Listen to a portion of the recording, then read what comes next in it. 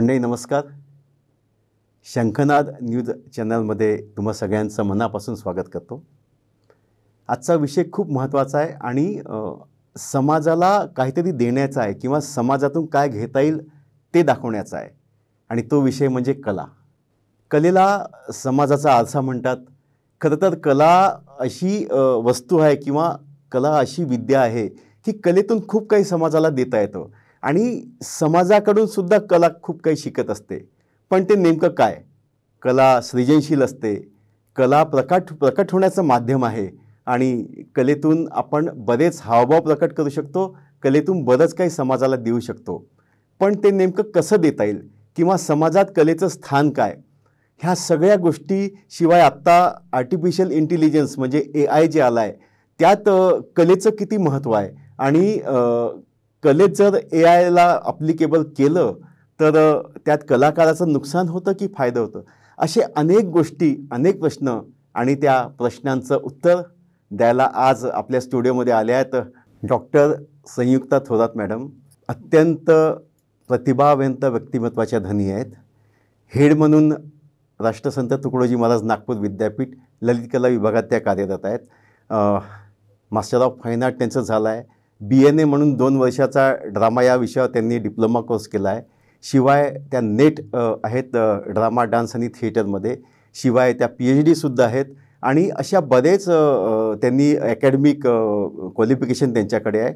मुख्य म्हणजे 100पेक्षा जास्त नाटकांमध्ये त्याने मेन कॅरेक्टर म्हणून त्यांनी काम केलं आहे आणि 40पेक्षा जास्त त्यांचे रिसर्च पेपर आत्तापर्यंत त्यांनी केले आहेत आणि जवळपास 4 किंवा त्याच्यापेक्षाही जास्त मुलांना त्या गाईड म्हणून काम करतात PhDसाठी. अशा अत्यंत प्रतिभावंत व्यक्तिमत्वाच्या धनी डॉक्टर संयुक्ता थोरात मॅडम आज आपल्याला वक्ता म्हणून लागल्या आहेत आणि त्या कला आणि कलेविषयी आज आपलं भाष्य करणार आहे. तर मॅडम तुमचं मनापासून शंखनाद न्यूज चॅनलमध्ये स्वागत करतो. Thank you so much. कलेचं स्थान समाजात कसं आहे? बरेच जण म्हणतात की कलेचं खूप मोठं स्थान आहे, बरेच जण म्हणतात की कलेचं स्थान इतकं काही महत्त्वाचं नाही आहे. तर मॅडम तुम्ही कलेला समर्पित आहात, त्यामुळे मला तुम्हाला असं विचारायचं की नेमकं कलेचं समाजात स्थान काय? खूपच छान प्रश्न विचारला तुम्ही. पण सर्वप्रथम मी शंखनाद न्यूज चॅनलचे आणि तुमचे मनापासून धन्यवाद देते की तुम्ही मला एका महत्त्वाच्या विषयावर माझं मत जाणून घेण्यासाठी आणि एक चर्चा करण्यासाठी मला इथे बोलवलं. खूप खूप धन्यवाद. तुमचा प्रश्न की कलेचं समाजात काय स्थान आहे, तर मनुष्य हा सामाजिक प्राणी आहे आणि मनुष्य जन्मापासूनच कला ही जन्माला आलेली आहे. उदाहरणार्थ एखादं बाळ जेव्हा जन्माला येतं तेव्हा त्याला काहीच करता येत नाही, है ना. पण तरी पण तो हातवारे करून, जसा रंग पाहून, पंखा पाहून, काही आपल्या अवतीभोवतीची हालचाल पाहून किंवा त्याला आतून जो आनंद होतो तो व्यक्त करण्यासाठी हसतो आणि निरागस हसतो आणि हातपाय हलवतो. ती आनंद व्यक्त करण्याची अशी एक उच्चतम स्थिती आहे, ही त्याची अभिव्यक्ती आहे. तर कला ही तेव्हापासूनच आलेली आहे. त्याला दुःख झालेलं असेल, काही वेदना होत असतील किंवा त्याला भूक लागली असेल तर तो रडतो. तो तसा रडून व्यक्त होतो, अभिव्यक्त होतो सगळ्यांसमोर. तेच बाळ जेव्हा मोठं होतं आणि समाजात वावरायला लागतं, काही काही शिकायला लागतं, तर पहा ना, सर्वात पहिला अभिनय त्याचा कुठे असतो माहिती आहे का? अभ्यास करताना जेव्हा बाबा म्हणतात ना, अभ्यास केला का रे, तर तो एक नाटक करतो बरं, अभ्यास पुस्तक उघडून अभ्यास करण्यासारखा. सो सगळं काही जे आहे ना ते अभिव्यक्त करणे, थोडासा अभिनय करणे, नृत्य करणे, संगीत, हे सगळं मनुष्यासोबत, मनुष्य जन्मापासून तर मृत्यूपर्यंत त्याच्यासोबत आहे. तर असा हा कलेचा, समाजाचा, मनुष्याचा एकमेकांशी खूप मोठा संबंध आहे. आणि तुम्ही विचारले की काय स्थान आहे कलेचं या समाजामध्ये, मला सांगा, स्त्री भ्रूण हत्या हा खूप महत्त्वाचा विषय आहे, किंबहुना इतका गंभीर विषय आहे की आजही त्या विषयावर गंभीर्याने चर्चा करणे खूप आवश्यक आहे. समाज सुधारण्यासाठी स्त्री भ्रूण हत्येवर बरेचशा गोष्टी ऑर्गनाईज केल्या जातात, भाषणं होतात. पण मला सांगा, एक भाषण ऐकून स्त्री भ्रूण हत्या ही किती वाईट आहे हे समजेल तुम्हाला की एखादं नाट्य तयार करून त्या नाटकामध्ये ती स्त्री, गर्भात असलेली मुलगी ती ॲक्ट करते, ती भावनिक होऊन समाजासमोर सांगते, आई बाबा, होणारी मुलगी, किंवा मग सासू सासरे, मुलगा मुलगी, सून, हे जे कॅरेक्टर्स येऊन जो आपल्याला सांगतात की स्त्री भ्रूण हत्या ही किती घातक आहे, ही योग्य नाही आहे. स्त्रियांना जन्म घेऊ द्या, त्यांचं संरक्षण करा, त्यांना शिकवा, त्यांना पुढे येऊ द्या. मुलगी सुद्धा मुलापेक्षा कमी नाही. हे सगळे डायलॉग मी आता तुम्हाला म्हटले आहे, हे सगळे नाटकाचे डायलॉग आहे. तर मला सांगा, त्या भाषणापेक्षा कलेच्या माध्यमातनं हा विषय जास्त चांगल्याने समजतो की नाही समजत? बिलकुल है ना. आणि असे कितीतरी विषय आहेत की जे आपण मनोरंजनातनं आणि कलेच्या साह्यातनं समाजासाठी, आपण त्याचं प्रबोधनसाठी म्हणून त्याचा उपयोग करू शकतो. तर समाजामध्ये कलेचं माझ्या मते तरी खूप महत्त्वाचं स्थान आहे. खूप छान तुम्ही सांगितलंय समाजात काय स्थान आहे म्हणून. पण मॅडम मला एक सांगा की नाटकाचे किंवा नाटकाचं जे मंचन होतं त्याचे काही लिमिटेशन्स असतात. म्हणजे एखाद्या ऑडिटोरियममध्ये किंवा सभागृहात 300-400 लोक जात असतील, तर हा जो संदेश द्यायचा आहे हा नाटकाच्या जर स्वरूपात द्यायचा असेल तर मग तो लोकांपर्यंत कसा गेला पाहिजे? म्हणजे ती नाटकं फ्री ऑफ कॉस्ट झाली पाहिजे किंवा हा संदेश समाजात गेला पाहिजे की तुम्ही हे नाटक पाहायला या, किंवा असे कोणते विविध प्रकारचे वेगवेगळे प्रकारचे असे नाटकाचे स्वरूप आहेत का की ज्याच्यातून आपल्याला समाज प्रबोधन करता येईल? बिलकुल आहेत ना. तुम्ही खूप छान प्रश्न विचारलात. कारण की आता विषय आहे की समाजात आपण कलेच्या थ्रू समाज उद्बोधन करणार, ठीक आहे, जनजागृती करणार आहात. तर खरंच एका बंद ऑडिटोरियममध्ये, बंदिस्त ऑडिटोरियममध्ये 300-400 1000 एवढ्या संख्येने उपस्थिती असते, तर त्यांच्याचपर्यंत मेसेज जाईल. पण तळागाळातल्या लोकांचं काय, अगदी गावाखेड्यातल्या लोकांचं काय, ग्रामीण भागाचं काय, तर तिथे हा संदेश कसा पोहोचवायचा? तर एक प्रकार आहे पथनाट्य, त्याला हिंदीमध्ये आपण नुक्कड नाटक असं म्हणतो. तर ते पथनाट्याच्या माध्यमातून आपण गावागावात पोहोचू शकतो आणि आपण तिथल्या लोकांना, तिथल्या सगळ्या समाजाला आपण आपल्या या कलेद्वारे त्यांचं जनजागृतीकरण करू शकतो. मला असं वाटतं की पथनाट्य या नाटकाच्या एका विधामध्ये खूप मोठी ताकद आहे. आपल्या नागपुरात संजय जीवने सर आहेत, ज्यांनी आजपर्यंत पथनाट्याच्या माध्यमातून समाज प्रबोधनाचं काम केलेलं आहे. आणि जर जागतिक लेवलला पाहिलं तर शब्दर हाशमी आहेत, त्यांनी सुद्धा खूप सामाजिक विषयाला घेऊन, मार्मिक विषयाला घेऊन, भावनिक विषयाला घेऊन समाजासमोर पथनाट्याच्या माध्यमातून त्यांनी जनजागृती करण्याचं काम त्यांच्या लाईफ टाईममध्ये केलेलं आहे. खूप छान.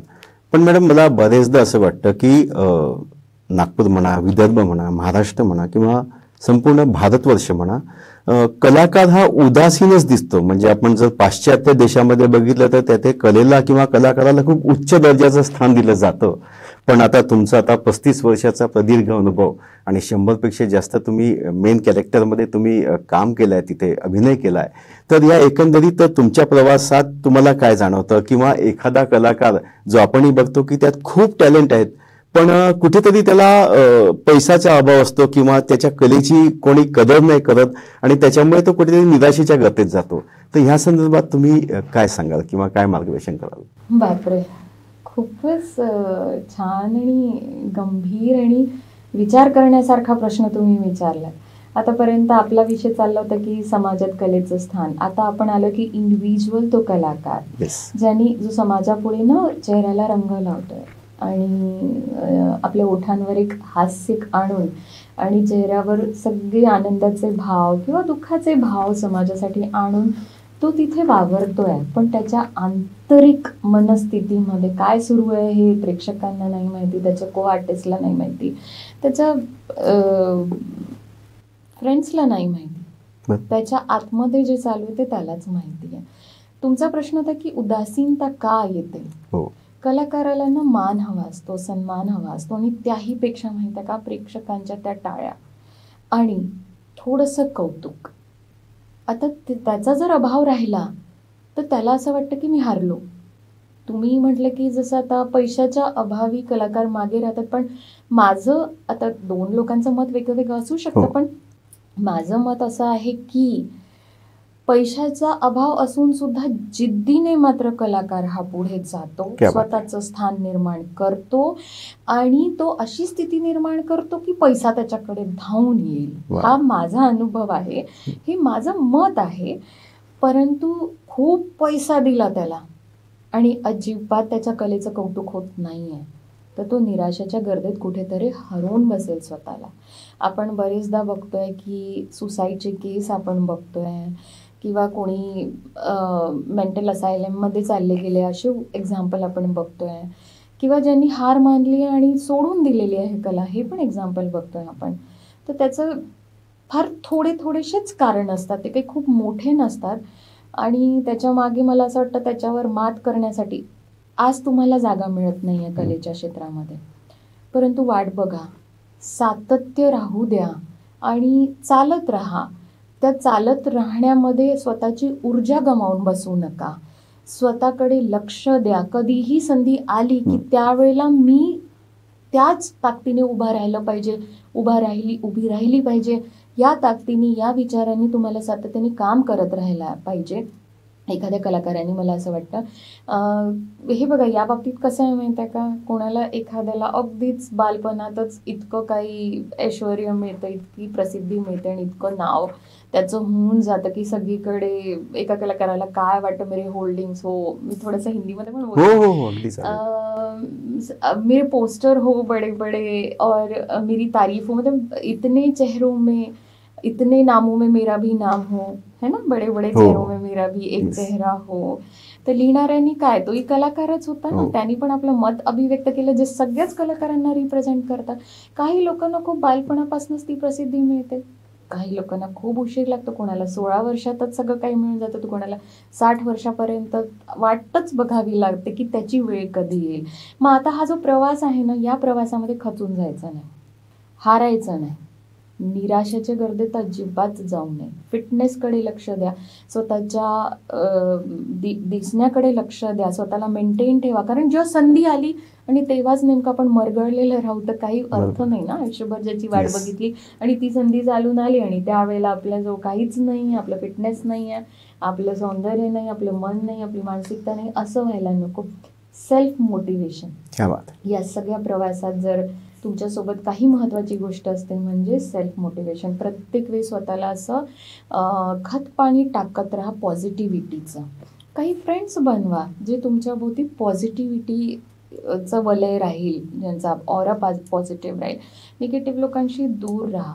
आध्यात्मिकतेमध्ये थोडंसं आपला वेळ घालवा, मेडिटेशन करा आणि रोज एक विचार स्वतःला द्या की आज माझं काम होईल, आज मी सक्सेस होईल, मी सक्सेसफुल आहे, सफलता निश्चित है. हे रोज म्हणावं लागेल का 21 दिवस म्हणाल, 40 दिवस म्हणाल आणि मग म्हणाल की अरे अभी तक तो सफलता मिली नहीं, मैं क्या करूं. नाही, कारण की काय ना, एक बीज जेव्हा तुम्ही धरतीमध्ये टाकता त्याला रोज पाणी द्यावं लागतं. ते पहिले आतून त्याला मुळं होतात आणि मग ते वर येतं. ही अशी एक मोठी प्रक्रिया आहे. रोज पाणी टाकतोय, अरे यार अभी तक वो झाड ऊपर आया नहीं है, हे असं म्हणून चालणार नाही. कारण की एकही निगेटिव्ह थॉट तुम्हाला वापस मागे खेचतो. त्यामुळे खरंच आहे, मला तुम्ही खरंच इतका सुंदर प्रश्न विचारलेला ना, की हा प्रश्न लोक बोलत नाही, समोर येत नाही, कोणी मानतच नाही स्वतःला की मी अनसक्सेस आहे म्हणून, की मी निराशाच्या गर्दीत म्हणजे मी खूप आतमध्ये गेलेलो आहोत असं. आणि कलाकारांनी पण समोर येऊन बोलायला पाहिजे की मला काय वाटत होतं करायला आणि पहा मी काहीच नाही, काही घराच्या जबाबदारीमुळे मी बाहेर नाही जाऊ शकलो, तर कोणाला वाटतं मला संधी मिळाली नाही म्हणून, कोणाला काय, पण या समोर बोला. मला तर वाटतं की आपणच एक शेअर अँड केअर कलाकारांसाठी संस्था काढून त्यांचं मन जाणून घेऊया आणि त्यांना प्रोत्साहन पर त्यांचं ही सामाजिक कर्तव्य म्हणून कलाकाराचं सुद्धा आपण उद्बोधन करूया आणि त्यांना सुद्धा या मार्गावर तुम्हाला जर यायचंच आहे आणि ठामपणे राहायचंच आहे, वाट बघा, एक दिवस तुमचा नक्की येईल. ही त्यांना आपण हा संदेश त्यांना आपण नक्कीच देऊ शकतो, मला असं वाटतं. क्या बात आहे. खूपच इनडेप्थ माहिती दिली आहे मॅडमनी. म्हणजे वाट बघा, आशेचं किरण नक्कीच एक दिवस तुमच्या दारात येईल आणि तुम्हाला म्हणेल की या, हा दिवस तुमच्यासाठी आहे. पण मॅडम मला खूप मनापासून वाटतं की आजकाल जे आर्टिफिशियल इंटेलिजन्स आला आहे त्याच्यानी सगळं असं, म्हणजे एखादं काही विषय द्या त्याचे उत्तर फटाफट येतात किंवा काही, तर रायटर असो, दिग्दर्शक असो किंवा अभिनय असो, ह्याच्यात ह्या आर्टिफिशियल इंटेलिजन्सचा फायदा झाला आहे का तोटा झाला आहे, आणि खास करून कलेच्या क्षेत्रामध्ये याचं किती इम्पॉर्टन्स आहे, आणि इम्पॉर्टन्स आहे की तोटा आहे? कारण बऱ्याच ठिकाणी म्हणजे बाकी कंपन्यामध्ये आपण बघतो की याच्यामुळे अनेक लोकांना नोकरीहून काढलं, कारण त्यांचं काम कमी झालं आहे, आणि कलेमध्ये सुद्धा याचा शिरकाव झाला आहे एका कुठेतरी स्तरावर. तर तुम्हाला या विषयावर काय मार्गदर्शन करावं असं वाटेल सगळ्यांना? सर्वप्रथम आर्टिफिशियल इंटेलिजन्स शब्दावर भर द्या, कारण की आपण म्हणतो की आर्टिफिशियल इंटेलिजन्समुळे थोडं नुकसान झालेलं आहे, पण हे ओरिजिनल इंटेलिजन्सला कम्पीट करू शकतं का कधी? आर्टिफिशियल इंटेलिजन्स निर्माण करणारा ओरिजिनल इंटेलिजन्स आहे. नाही. ओरिजिनल इंटेलिजन्स म्हणजे तुम्ही आणि Yes, मी, बरोबर. आपल्यापैकी कोणीतरी, है ना? तर आपणच त्याच्यावर कंट्रोल करू शकतो. बरं, आर्टिफिशियल इंटेलिजन्स हे ना आपल्या सोयीसाठी पण आहे. हम्म. जसं आता तुम्हीच म्हटला प्रश्नामध्ये की तो पूर्ण स्क्रिप्टच लिहून देण्यात मदत होऊन जाते. हा, तर बघा ना, आपण जेव्हा स्वतः लिहायला जातो तेव्हा 4 लोकांशी चर्चा करतो, त्याच्यानंतर लिहितो. तुम्ही आणि मी चर्चा केल्यानंतर मला तुमच्या आणि माझ्यामध्ये काही चांगले संवाद सापडले, ते मी मग हो. रेफरन्सला घेते माझ्या नाटकामध्ये. आर्टिफिशियल इंटेलिजन्स आपलं काम थोडं सोपं करत आहे. त्यांनी आपल्याला स्क्रिप्ट लिहून दिल्यानंतर आपलं काम झालं असं नाही आहे. ओरिजिनल इंटेलिजन्सचा वापर करून त्याच्यामध्ये सुधारणा या कराव्याच लागतात. त्यामुळे आर्टिफिशियल इंटेलिजन्स मनुष्याची जागा तर कधीच घेऊ शकणार नाही, मात्र मनुष्याला तो मदत नक्की करणार आहे. आता हे धावपळीचं धगधगीचं युग आहे, है ना? कॉम्पिटिशन्स वाढलेल्या आहेत. बरं, पूर्वीसारखी जीवनशैली नाही राहिलेली आहे, त्यामुळे कोणाची तरी मदत ही आपल्याला हवीच असते. पूर्वी संयुक्त कुटुंब होतं, आता विभक्त कुटुंब झालं. आधी सपोर्टिव्ह वातावरण होतं, आता तसं नाही आहे. त्यामुळे असं समजा की हे आर्टिफिशियल इंटेलिजन्स युअर फॅमिली तुम्हाला एक प्रकारे मदतच करते आहे. ठीक आहे. आता एक भीती आहे, कलेच्या क्षेत्रामध्ये याचा शिरकाव झाला, पण कलाकाराची जागा कधीच जाणार नाही, कारण आपलं interaction is face to face interaction आहे. कोणाचाही आवाज घेऊन कोणी दुसऱ्यांनी गायलं त्याच्यानंतर ही ओरिजिनल आवाजाची जी गरिमा आहे ती कधीच जाणार नाही. ओरिजिनल जे सिंगर आहेत त्यांना ऐकण्याची जी आपल्या कानाला, आपल्या सिक्स सेन्सला जी सवय झालेली आहे ना, कारण आर्टिफिशियल इंटेलिजन्स आल्यानंतरही कलाकाराचा सिक्स सेन्स जो आहे तो त्या सगळ्या गोष्टीला माहिती आहे का, एक प्रकारे हिंदी मध्ये म्हणतात उसको भाप लेगा, उसका एहसास कर लेगा, उसे पता होगा कि ओरिजिनल क्या है और आर्टिफिशियल क्या है.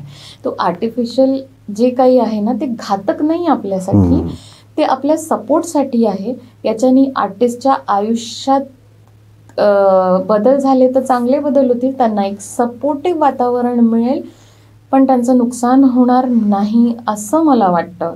कारण की माझा हा ठाम विश्वास आहे, आर्टिफिशियल इंटेलिजन्सनी तुम्हाला मदतच होणार आहे, पण तुमचं नुकसान होणार नाही आहे.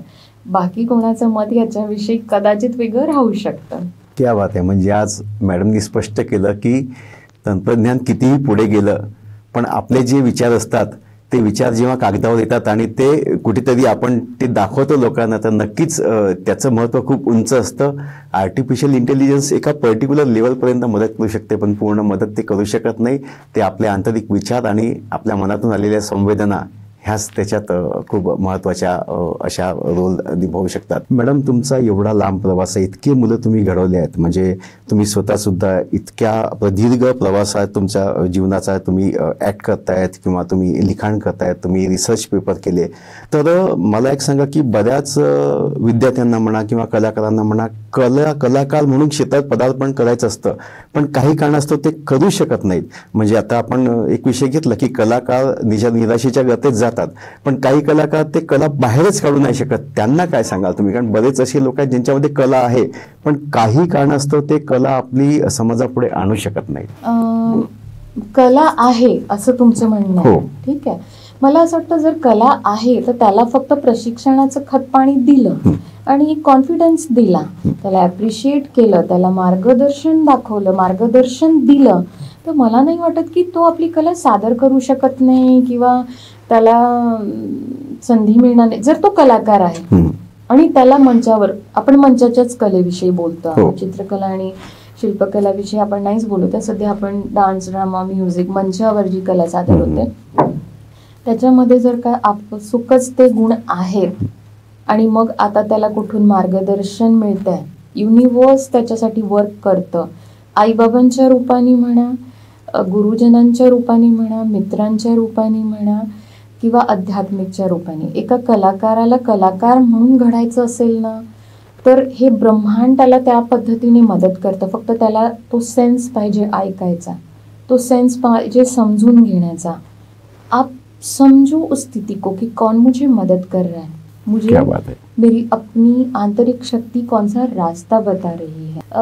मला असं खरंच मनापासून वाटतं की तुमच्या अंगी कला आहे, नृत्य तुम्ही खूप छान करता आहात. ते तुमच्या आईबाबांनी ओळखलं आणि तुम्हाला नृत्यगुरूकडे पाठवलं. नृत्यगुरूंनी तुमच्यामधलं टॅलेंट बघितलं आणि त्यालाही वाटलं माझं नाव पुढे करू शकतो हा शिष्य. तो पण सगळं आपलं ज्ञान त्या शिष्यामध्ये ओतून देतो. आता थोडंफार असं असतं की कदाचित स्टेज कॉन्फिडन्स नाही, त्याच्यासाठी वेगळं प्रशिक्षण घ्यावं लागतं. स्टेज कॉन्फिडन्स तेव्हाच येईल जेव्हा वारंवार स्टेजवर परफॉर्म कराल. बोलण्याचं धैर्य किंवा बोलण्याचं कॉन्फिडन्स तेव्हाच येईल जेव्हा तुम्ही वारंवार स्टेजवर बोलाल. हा माझा स्वतःचा अनुभव आहे. मला नाटकामध्ये तुम्ही जर डायरेक्टर म्हणून मला बोलवलं, स्क्रिप्ट दिला, माझा रोल दिला, मला ते डायलॉग तिथे असतात, ते मला पाठ करायचे असतात, माझ्या को आर्टिस्ट सोबत मला बोलायचं असतात, ते मला खूप सोपं जातं. तर लोकांना वाटतं वा काय बोलता येतं ना डॉक्टर संयुक्ता थोरातला. पण मी इथे सर्वांसमोर या न्यूज चॅनल समोर हे कबूल करायला तयार आहे की जेव्हा पब्लिकली बोलायचं असेल मला भीती वाटते. जरी माझा 35 वर्षाचा प्रवास असेल नाट्यक्षेत्रातला, तरी सुद्धा मला आजही मी कुठे प्रमुख अतिथी म्हणून जेव्हा जाते ना सर, तेव्हा मी त्यांना म्हणते की तुमचा कार्यक्रम आहे ना, मग तो रनिंग आउट ऑफ टाईम आहे ना, मग राहू द्या ना माझं बोलण्याचं. पण मला काही लोकांनी ना, मी मान्य करेल की जसं ना की मी म्हणेल की काही लोक म्हणतात अच्छा ठीक आहे, नाही आवडत आहे का मॅडमला बोलणं, इट्स ओके. घरी जाऊन विचार करते मला स्वतःची, मग कीव येते, थोडंसं लाज वाटते की का आपण टाळतो, का नाही बोलत, 2 शब्द तर बोलायचे होते ना, अशी हिंमत वाढेल. कारण हा सेल्फ संवाद खूप आवश्यक आहे. बरं, मी हे सगळं सरांच्या प्रश्नांवर त्या लोकांसाठी सांगते की ज्यांच्या अंगी कला आहे पण ते सादरच होत नाही आहे. तर हे का, मग ते सेल्फ टॉक पण जरुरी आहे, सेल्फ संवाद खूप जरुरी आहे, बोला स्वतःची. पण त्याच्यासाठी संधी पण आवश्यक आहे. काही लोक काय म्हणतात, ओके ठीक आहे नका बोलू. काही लोक म्हणतात तुम्हाला बोलावंच लागेल. जेव्हा तुम्हाला बोलावंच लागेल ना, तिथे तुम्ही शब्दाची जुळणी करता, त्या प्रसंगाची, त्या वातावरणाची, ऑर्गनायझरचं नाव पाठ करणे, मंचावर कोण आहे ते, बरं ऑर्गनायझेशनचा उद्देश, त्या इव्हेंटच्या मागे असलेली भावना, या सगळ्या गोष्टींचा साठा आपल्या डोक्यात करायचा आणि त्यांना ॲप्रिशिएट करायचं. त्यांच्या संकल्पासाठी, त्यांच्या इव्हेंटसाठी त्यांना शुभेच्छा द्यायच्या. अशा बऱ्याच गोष्टी स्वतःला सांगून समजावून मग मी बोलायला लागली. आणि माहिती आहे का, अशी खूप संधी मिळाली. जसं आता तुम्ही पण आज मला इथे बोलवलं, बोलण्यासाठी प्रश्न विचारले, थोडीशी काय म्हणतात त्याला, आतमधलं चिंतन मनन जागृत केलं, बुद्धिमंथन होते. तर याच्याने आपण बोलू शकतो. हे मी माझंच एक्झाम्पल देऊन सगळ्यांना सांगते की असं समजू नका की कलागुण अंगी आहे पण आपण करू शकत नाही आहे सादर, असं होत नाही. संधी पण मिळायला पाहिजे आणि मार्गदर्शन मिळायला पाहिजे. त्याच्यानंतर आत्मविश्वास फार जरुरी आहे या गोष्टीसाठी, मला असं वाटतं. स्वतःशी संवाद साधा. अगदी 2 लाईनमध्ये इतकं इनडेप्थ मेसेज दिला आहे मॅडमनी. आणि त्या स्वतःशी संवाद साधल्याने तुम्हाला काय काय मार्ग निघतील हे मॅडमनी सगळं सांगितलंच आहे. मॅडम, 35 वर्षाचा तुमचा प्रदीर्घ प्रवास आहे. इतके सारे कलाकार तुम्ही घडवले. हेड म्हणून आता तुम्ही ललित कला विभागात आहात नागपूर विद्यापीठाच्या. तर असं एखादं उदाहरण सांगता येईल का की एखादा कलाकार तुमच्या पुढे आला आणि तो असा गेला जो तुम्ही घडवला आहे, किंवा तुमच्या पुढे तो घडला आहे? कारण इतके विद्यार्थी तुम्ही घडवता आणि ते मग देशातच नव्हे तर विदेशात सुद्धा जाऊन आपल्या देशाचं, नागपूरचं विद्यापीठाचं नाव असं प्रज्वलित करतात, उज्ज्वल करतात. तर त्यामुळे त्याबद्दल तुम्ही काय सांगू शकाल? मला या युनिव्हर्सनी ही संधी दिली की मी नाट्यक्षेत्रामध्ये काय करावं. तर युनिव्हर्सनी ठरवलं होतं की अभिनेत्रीसोबतच टीचिंग पण करायचं. टीचिंग म्हणजे आता अशा खूप साऱ्या गोष्टी, खूप सारे स्टुडंट, त्यांना आपल्यामध्ये असलेलं ज्ञान द्यायचं आहे. पण काय ते तिथपर्यंत त्या 2 वर्षासाठी सीमित आहे का? तिथे आपण ज्ञान दिलं आणि संपलं असं आहे का? नाही. त्याच्या पुढचाही त्यांचा प्रवास असतो. तर काही माझे विद्यार्थी आहेत की जे अकॅडमिक्समध्ये जातात, अकॅडमिक्समध्ये चांगलं करतात आहे. काही लोक अदर युनिव्हर्सिटीमध्ये असिस्टंट प्रोफेसर म्हणून कार्यरत आहे. मला त्यांच्याबद्दल फार अभिमान आहे की त्यांनी ॲटलिस्ट अकॅडमिक्स हे क्षेत्र निवडलं आणि त्याच्यात त्यांनी काहीतरी व्यवस्थित करून दाखवलं. काही लोकांनी अगदी ठरवलं होतं की MFA ला ॲडमिशन घेतली आहे, पण मी परफॉर्मर म्हणूनच नावारूपाला येणार आहे. तर असे काही विद्यार्थी आहेत. बरं, मी यातलं दोन नावं घेते. रिसेंट लोकही त्यांना ओळखतात. एक म्हणजे प्रसिद्धी आयलवार, दुसरी म्हणजे राधिका देशपांडे. अजून एक तिसरं नाव आहे ते म्हणजे ऋतुराज वानखेडे. तर हे नाव आज MFA पेक्षा किंवा म्हणजे सगळ्यांपेक्षा हे नाव प्रसिद्ध आहे. या लोकांनी आपली कलेची छाप सर्वदूर पसरवलेली आहे. आणि मला एक सांगायला आवडेल की राधिका देशपांडे ही माझी MFA ची तर स्टुडंट होती, पण आज ती माझी PhD ची सुद्धा स्टुडंट आहे. आणि आज या क्षणी ती परदेशात आहे. मी नथुराम गोडसे बोलतोय. हे तिचे शोज सुरू आहेत परदेशात. तर अजून काय हवं असतं ना एका म्हणजे शिक्षकाला की त्याचे स्टुडंट त्या पर्टिक्युलर वास्तूचं नाव, डिपार्टमेंटचं नाव सर्व दूर पसरवतात आहे. क्या बात आहे. कला म्हणजे काय, कलाचं समाजात स्थान काय, आणि समाजाला कला किंवा कलेला समाज किती आवश्यक असतो किंवा किती महत्त्वाचा आहे, आणि कलेचा प्रवास एका कलाकारांनी कसा करावा, किंवा जर कला तुमच्या अंगी आहे तर ती कशी बाहेर काढावी, त्यासाठी काय माध्यमं आहेत, ही सगळी माहिती आज डॉक्टर संयुक्ता थोरात मॅडमनी आपल्याला दिली आहेत.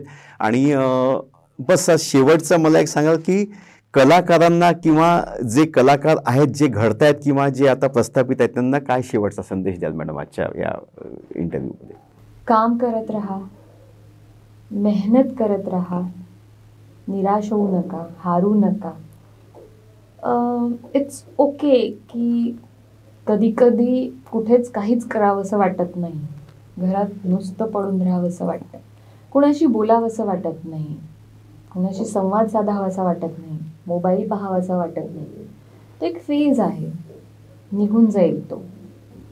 आणि पुन्हा नव्या जोमाने, नव्या ताकदीनं तुम्ही उभे राहा, पुढे या. ये पल आपका है, ये दिन आपका है, ये जिंदगी आपकी है, ये मंच आपका है, ये दर्शक आपके हैं, और ये तालियां भी आपकी हैं, और ये तारीफें भी आपके लिए ही इंतज़ार कर रही है. क्या बात आहे. म्हणजे जर तुम्ही युनिवर्सला स्वतःला वाहून दिलं तर युनिवर्स तुम्हाला घेऊन घेते आपल्यात, आणि मग सगळं तुमचं असतं, युनिवर्ससुद्धा तुमचं असतो. हीच सगळी माहिती आज शंखनाद न्यूज चॅनलला मॅडमनी दिली. आणि खरंच मॅडम, इतकी महत्त्वाची माहिती आणि कला किंवा कलाकाराबद्दल इतकं इनडेप्थ तुम्ही माहिती आणि मार्गदर्शन केलं, तर खरंच मनापासून शंखनाद न्यूज चॅनलवर तुमचे आभार मानतो. आणि आम्हाला माहिती आहे तुमचा वेळ किती महत्त्वाचा आहे, तरी तुम्ही तुमच्या महत्त्वाच्या वेळातून वेळ काढून इथे आलात आणि या खूप महत्त्वाच्या विषयात तुम्ही मार्गदर्शन केलं, त्याच्यामुळे खूप खूप मनापासून तुमचे धन्यवाद मानतो. खूप खूप धन्यवाद. थँक्यू.